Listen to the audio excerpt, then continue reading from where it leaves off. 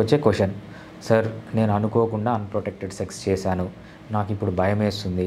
HIV రాకుండా నేనేమన్నా జాగ్రత్తలు తీసుకోగలనా? అంటే కొంతమందికి ఉన్నాయండి.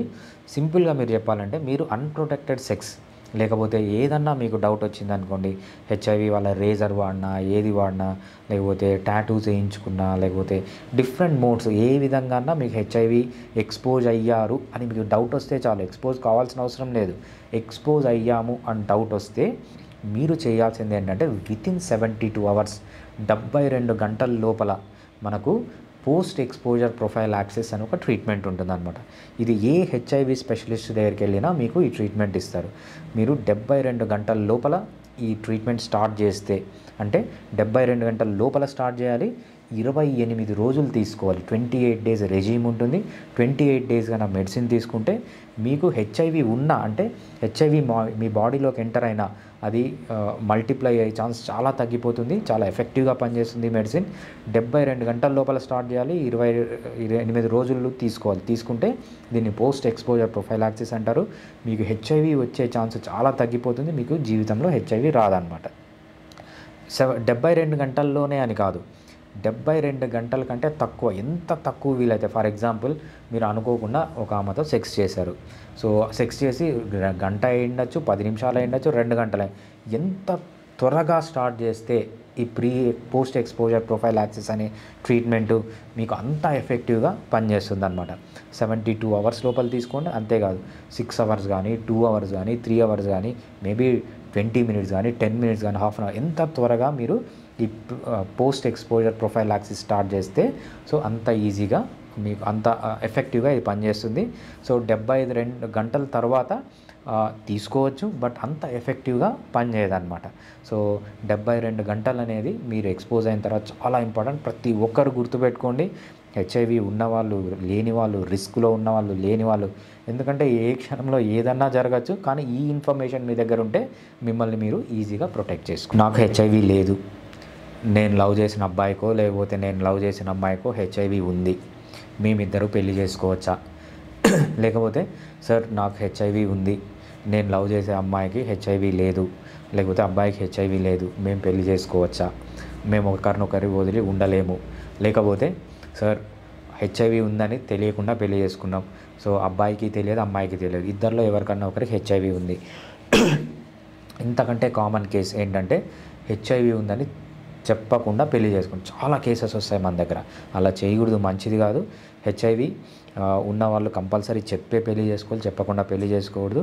సార్ ఆయన ఏదో మందులు తీసుకుంటున్నాడు, ఆమె రెగ్యులర్గా మందులు తీసుకుంటుంది, నాకు డౌట్ వచ్చి చూస్తే అది హెచ్ఐవి మందని తెలిసింది, ఇప్పుడు నా పరిస్థితి ఏంటి? ఇవన్నీ కామన్గా వచ్చే క్వశ్చన్స్ అండి. దీనికి సింపుల్ ఆన్సర్ ఏంటంటే కొన్ని జాగ్రత్తలు తీసుకొని హెచ్ఐవి లేని వాళ్ళు హెచ్ఐవి ఉన్న వాళ్ళని పెళ్లి చేసుకోవచ్చు, హెచ్ఐవి ఉన్నవాళ్ళు హెచ్ఐవి లేని వాళ్ళని పెళ్లి చేసుకోవచ్చు, ఇద్దరికి హెచ్ఐవి ఉన్నా కూడా పెళ్లి చేసుకోవచ్చు. పెళ్లి చేసుకుంటే పిల్లలకి ఏమన్నా వస్తుందంటే నేను చెప్పిన జాగ్రత్తలు తీసుకుంటే పిల్లలకు కూడా వచ్చే ఛాన్స్ లేదు. సో ఎలా అన్నా చేసుకోవచ్చు అనమాట. కానీ హెచ్ఐవి ఉన్న వాళ్ళు తెలిసినప్పుడు కంపల్సరీ హెచ్ఐవి ఉందని చెప్పే పెళ్లి చేసుకోండి, చెప్పకుండా మాత్రం పెళ్లి చేసుకోకండి. ఓకే, నెక్స్ట్ ఏం జాగ్రత్తలు తీసుకోవాలి? సో ఒక పర్సన్కి హెచ్ఐవి ఉంది, ఆ పర్సన్ ఎప్పుడు పెళ్లి చేసుకోవాలి? ఈ హెచ్ఐవి ఉన్న పర్సన్ ఏం చేయాలంటే ఏఆర్టీ ట్రీట్మెంట్ తీసుకోవాలి. యాంటీ రిట్రోవైరల్ ట్రీట్మెంట్ అని తీసుకోవాలి. సో ఈ ట్రీట్మెంట్ తీసుకున్న తరువాత 6 నెలల తరువాత ఒక్కసారి వైరల్ లోడ్ CD4 కౌంట్ చేయించాలి. సో రెగ్యులర్ ఏఆర్టీ ట్రీట్మెంట్ పైన ఉంటూ viral load CD4 count, viral load ఎప్పుడైతే మీకు అన్డిటెక్టబుల్ లెవెల్స్లోకి వస్తుందో, బిలో 40 or 70 కాపీస్ లోపలికి వస్తుందో, ఎప్పుడైతే మీ CD4 కౌంటు 400 నుంచి 450 పైన ఉంటుందో ఆ టైంలో మీరు పెళ్ళి అనేది చేసుకోవచ్చు. పెళ్ళి చేసుకున్న తర్వాత సో కండోమ్ వేసుకొనే సెక్స్ చేయాలని ఏం లేదు. కండోమ్ లేకుండా కూడా సెక్స్ చేయొచ్చు. సెక్స్ చేసినా కూడా మీ పార్ట్నర్కి వచ్చే ఛాన్స్ చాలా తక్కువ. సో మీ పార్ట్నర్ ఏం చేయాలి? మీ పార్ట్నర్కి హెచ్ఐవి లేదనుకోండి, సో తను ఏం చేయాలి? హెచ్ఐవి ఉన్న వాళ్ళని ఎవరన్నా పెళ్లి చేసుకోవాలంటే ఒక పర్సన్, ఒక అమ్మాయి ఒక అబ్బాయో ఉన్నారు, హెచ్ఐవి ఉన్న పర్సన్ని పెళ్లి చేసుకుందాం అనుకుంటున్నారు. వీళ్ళు తీసుకోవాల్సిన జాగ్రత్తలు ఏంటి? వీళ్ళకి ఏంటంటే ఒక ట్రీట్మెంట్ ఉందన్నమాట, ప్రీ ఎక్స్పోజర్ ప్రొఫైలాక్సిస్ అని. ఈ ప్రీ ఎక్స్పోజర్ ప్రొఫైలాక్సిస్ అనే ట్రీట్మెంట్ ఏంటి అంటే హెచ్ఐవి వాళ్ళకి ఇచ్చే మందుల్లోనే కొన్ని మందులు వీళ్ళు రెగ్యులర్గా వాడాలి, జీవితాంతం వాడుతూ ఉండాలి. వాడుతూ ఉన్నప్పుడు ఏంటంటే వేరే వాళ్ళ నుంచి వీళ్ళకి హెచ్ఐవి వచ్చే ఛాన్సు చాలా తగ్గిపోతుంది. ఈవెన్ అన్‌ప్రొటెక్టెడ్ సెక్స్, కండోమ్ లేకుండా కూడా సెక్స్ చేసినా కూడా వీళ్ళల్లో వచ్చే ఛాన్స్ చాలా తక్కువ. సో అది చాలా ఇంపార్టెంట్. నెక్స్ట్ ఇద్దరు హెచ్ఐవి ఉన్నవాళ్ళు పెళ్లి చేసుకుంటే పిల్లలకి హెచ్ఐవి వస్తుందా అనేది మనము చూద్దామన్నమాట. సో ప్రస్తుతానికి మ్యారేజ్ వరకు మాత్రమే హెచ్ఐవి ఉన్నవాళ్ళు హెచ్ఐవి లేని వాళ్ళని మ్యారేజ్ చేసుకోవచ్చు. సో అది మీరు తెలుసుకోవాలి. కాకపోతే pre exposure prophylaxis ART treatment తీసుకొని రెగ్యులర్గా 6 నెలలకు ఒకసారి HIV test, CD4 count, viral load check చేయించుకుంటూ జీవితాంతం వీళ్ళు హ్యాపీగా బతకచ్చు. ఒకరి నుంచి ఒకరికి హెచ్ఐవి వచ్చే ఛాన్సు చాలా తగ్గిపోతుంది అనమాట. సో అంత ఎఫెక్టివ్ ట్రీట్మెంట్ మనకి ఇప్పుడు. హెచ్ఐవి ఉన్న వాళ్ళు పిల్లల్ని కనచ్చా, పిల్లల్ని కంటే వాళ్ళకి హెచ్ఐవి వస్తుందా, హెచ్ఐవి రాకుండా తల్లిదండ్రులకు హెచ్ఐవి ఎవరికైనా ఒకరికి ఉన్నా ఇద్దరికి ఉన్నా తల్లిదండ్రులకు హెచ్ఐవి ఉంటే పిల్లలకి హెచ్ఐవి రాకుండా ఎటువంటి జాగ్రత్తలు తీసుకోవాలని మనం చూద్దాం. సో తల్లిదండ్రులకు హెచ్ఐవి ఉన్నప్పుడు ఏం చేయాలంటే వీళ్ళు ఎటువంటి టైంలో ప్రెగ్నెన్సీకి వెళ్ళాలి, ప్రెగ్నెన్సీకి వెళ్ళే టైం కూడా చాలా ఇంపార్టెంట్. మదరు ఫాదరు ఇద్దరు ఏఆర్టీ ట్రీట్మెంట్ తీసుకొని, లేకపోతే లేని వాళ్ళైతే ఒక పేరెంట్కి ఉంది, ఒక పేరెంట్కి హెచ్ఐవి లేదు.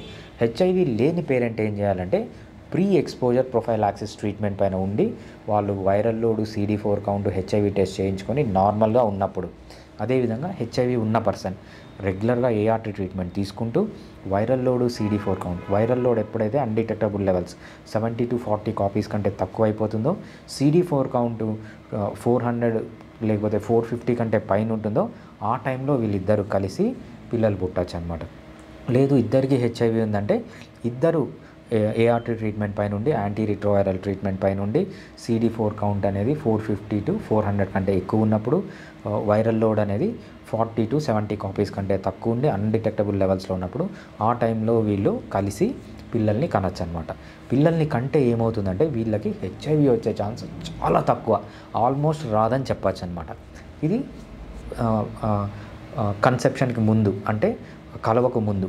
కలిసిన తర్వాత ఏం చేయాలి, కలిసిన తర్వాత పిల్లలు పుట్టుంటారు కదా ఏం చేయాలి, మదర్ ఏం చేయాలంటే ఫస్ట్ ఫాదర్ కంటిన్యూస్గా ఏఆర్టీ ట్రీట్మెంట్ లేకపోతే ప్రీ ఎక్స్పోజర్ ప్రొఫైలాక్సిస్ తీసుకుంటూ ఉండాలి. మదర్ ఏం చేయాలి అంటే మదర్ కూడా ఈవెన్ ప్రెగ్నెన్సీలో కూడా ప్రీ ఎక్స్పోజర్ ప్రొఫైలాక్సిస్ కానీ ఏఆర్టీ ట్రీట్మెంట్ కానీ కంపల్సరీ తీసుకుంటూనే ఉండాలి. సో ప్రెగ్నెన్సీలో ప్రీ ఎక్స్పోజర్ ప్రొఫైలాక్సిస్ హెచ్ఐవికి తీసుకుంటే ఏమన్నా ప్రాబ్లమ్స్ వస్తాయా, బేబీకి ఏమన్నా ప్రాబ్లమ్స్ వస్తాయంటే సో ఇప్పుడున్న సేఫ్ మందుల ప్రకారం చాలామందికి రావండి. ఏదో కొంతమందికి అన్ఫార్చునేట్ పీపుల్కి కొంచెం సైడ్ ఎఫెక్ట్స్ ఉండొచ్చు. కాకపోతే రిస్క్ బెనిఫిట్ రేషియో తీసుకున్నప్పుడు అంటే బేబీ కడుపులో ఉన్నప్పుడు ఏఆర్టీ ట్రీట్మెంట్ కానీ ప్రీ ఎక్స్పోజర్ ప్రొఫైలాక్సిస్ కానీ తీసుకున్నప్పుడు వచ్చే లాభం కంటే జరిగే చెడు చాలా తక్కువ. అందుకే కంపల్సరీ మదర్ అనేది తీసుకోవాలి. డ్యూరింగ్ బర్త్ టైంలో ఏం తీసుకోవాలి, నార్మల్గా మనకు వైరల్ లోడ్ అనేది బ్లడ్లో కంటే మదర్ యొక్క వజైనల్ ఫ్లూయిడ్స్ అంటే వజైనా నుంచి వచ్చే ఫ్లూయిడ్స్లో ఈ కౌంట్ అనేది చాలా ఎక్కువ ఉంటుంది. అందుకేంటంటే నార్మల్గా సిజేరియన్కి వెళ్ళమంటాం అనమాట. అంటే న్యాచురల్ బర్త్ కంటే వజైనల్ డెలివరీ కంటే సిజేరియన్ అంటే కడుపు కోసి పిల్లల్ని బయటికి తీస్తారు కదా, అట్లా తీస్తే ఏమవుతుందంటే పిల్లవాడు వజైనాలో ఉన్న ఫ్లూయిడ్స్కి ఎక్స్పోజ్ కాడు కాబట్టి వీళ్ళకి ఏంటంటే హెచ్ఐవి వచ్చే ఛాన్సు చాలా తక్కువగా ఉంటుంది. సో ఇది మదర్ తీసుకోవాల్సిన జాగ్రత్తలు. థర్డ్ది మదరు బ్రెస్ట్ మిల్క్ ఇవ్వచ్చా ఇవ్వకూడదా, ఇది చాలా కాంట్రవర్షియల్ టాపిక్. బట్ సింపుల్గా చెప్పాలంటే ఏంటంటే మదరు బ్రెస్ట్ మిల్క్ ఇవ్వకపోవడమే మంచిది. ఎందుకంటే హెచ్ఐవి వైరస్ అనేది బ్రెస్ట్ మిల్క్లో చాలా ఎక్కువగా ఉంటుంది. అందుకు నార్మల్గా ఏం సజెస్ట్ చేస్తామంటే బ్రెస్ట్ మిల్క్ ఇవ్వకండి, సో మీరు ఆవు పాలో గేదె పాలో తీసుకోండి పిల్లలకి అని చెప్తాం. మీరు ఈ జాగ్రత్తలు తీసుకోండి. మెయిన్ 3 జాగ్రత్తలు. ఒకటి, కలిసేకి ముందే మీకు CD4 కౌంట్ కానీ వైరల్ లోడ్ కానీ నార్మల్గా ఉండేటట్లు రెగ్యులర్గా ఏఆర్టీ ట్రీట్మెంట్ కానీ ప్రీ ఎక్స్పోజర్ ప్రొఫైలాక్సిస్లో కానీ మదర్ ఫాదర్ ఉండి కలవడం అనేది ఫస్ట్ థింగ్. నెక్స్ట్ ఏంటంటే డ్యూరింగ్ ప్రెగ్నెన్సీలో కూడా ఫాదర్ ఏఆర్టీ ట్రీట్మెంట్ పైన కానీ ప్రీ ఎక్స్పోజర్ ప్రొఫైలాక్సిస్ పైన ఉండాలి. మదర్ కూడా ఏఆర్టీ ట్రీట్మెంట్ కానీ ప్రీ ఎక్స్పోజర్ ప్రొఫైలాక్సిస్లో డ్యూరింగ్ ప్రెగ్నెన్సీ కూడా ఉండాలి. అదేవిధంగా at the time of birth. So vaginal delivery కంటే న్యాచురల్ డెలివరీ కంటే సో నొప్పులు వచ్చి డెలివరీ కంటే సిజేరియన్కి వెళ్తే చాలా అడ్వాంటేజ్, పిల్లలకు వచ్చే ఛాన్స్ తగ్గిపోతుంది. అదేవిధంగా పిల్లలు పుట్టిన తర్వాత కూడా వాళ్ళకు మదర్ మిల్క్ ఇవ్వకుండా, బ్రెస్ట్ మిల్క్ ఇవ్వకుండా ఆవు పాలు కానీ గేదె పాలు కానీ ఇస్తే ఇది కూడా తగ్గిపోతుంది. ఇంకో ఇంపార్టెంట్ పాయింట్ ఏంటంటే, పిల్లలు పుట్టారనుకోండి, హెచ్ఐవి పాజిటివ్ మదర్కి కానీ పాజిటివ్ ఫాదర్కి కానీ పిల్లలు పుట్టారనుకోండి, పుట్టిన పిల్లలకు కూడా ఏఆర్టీ అంటే ప్రీ ఎక్స్పోజర్ ప్రొఫైల్ యాక్సెస్ ఇవ్వచ్చు. సో పుట్టినప్పుడు వైరల్ లోడ్ చెక్ చేయించండి, హెచ్ఐవి చెక్ చేయించండి. ఆల్రెడీ అన్ఫార్చునేట్గా పిల్లలకి ఏమైనా హెచ్ఐవి ఉంటే వాళ్ళకు పుట్టినప్పటి నుంచి ఏఆర్టీ ట్రీట్మెంట్ ఇవ్వండి. లేదు అంటే వాళ్ళకి పుట్టినప్పటి నుంచి ప్రీ ఎక్స్పోజర్ ప్రొఫైల్ యాక్సెస్ అనే ట్రీట్మెంట్ ఇవ్వండి. ప్రీ ఎక్స్పోజర్ ప్రొఫైల్ యాక్సెస్ అంటే ఎప్పుడు ఇస్తామంటే, పుట్టిన పిల్లలకి హెచ్ఐవి లేదు అని కన్ఫర్మ్ అయిన తర్వాత ప్రీ ఎక్స్పోజర్ ప్రొఫైల్ యాక్సెస్ రెగ్యులర్గా ఇవ్వండి. అంటే వీళ్ళకి తల్లి నుంచి తండ్రి నుంచి మళ్ళీ హెచ్ఐవి వచ్చే ఛాన్స్ చాలా తగ్గిపోతుంది. లేకపోతే అన్ఫార్చునేట్గా కొంతమందిలో ఏమవుతుందంటే, ఎన్ని జాగ్రత్తలు తీసుకున్నా పిల్లల్లో హెచ్ఐవి అనేది వస్తుంది. ఒక్కసారి హెచ్ఐవి వస్తే అది మళ్ళీ పోదు. అందుకేంటంటే, పుట్టిన పిల్లలకు కూడా మనకు ఏఆర్టీ ట్రీట్మెంట్ అనేది చాలా ఇంపార్టెంట్. వాళ్ళకి ఏఆర్టీ ట్రీట్మెంట్ ఇవ్వండి. మీరు ఏఆర్టీ ట్రీట్మెంట్ ఇస్తే, లేకపోతే పిల్లలకు పుట్టిన తర్వాత హెచ్ఐవి ఉందని తెలిసి ఏఆర్టీ ట్రీట్మెంట్ ఇస్తే, మీరు రెగ్యులర్గా ఏఆర్టీ ట్రీట్మెంట్ ఇచ్చినన్ని రోజులు ఒక నార్మల్ పిల్లవాడు ఎలా బతుకుతాడో, 100 సంవత్సరాలు హ్యాపీగా ఏ ప్రాబ్లం లేకుండా ఎలా బతుకుతాడో, ఈ హెచ్ఐవి ఉన్న పేషెంట్ అంటే హెచ్ఐవి ఉన్న బేబీ కూడా 100 సంవత్సరాలు ఏ ప్రాబ్లం లేకుండా బతకచ్చు.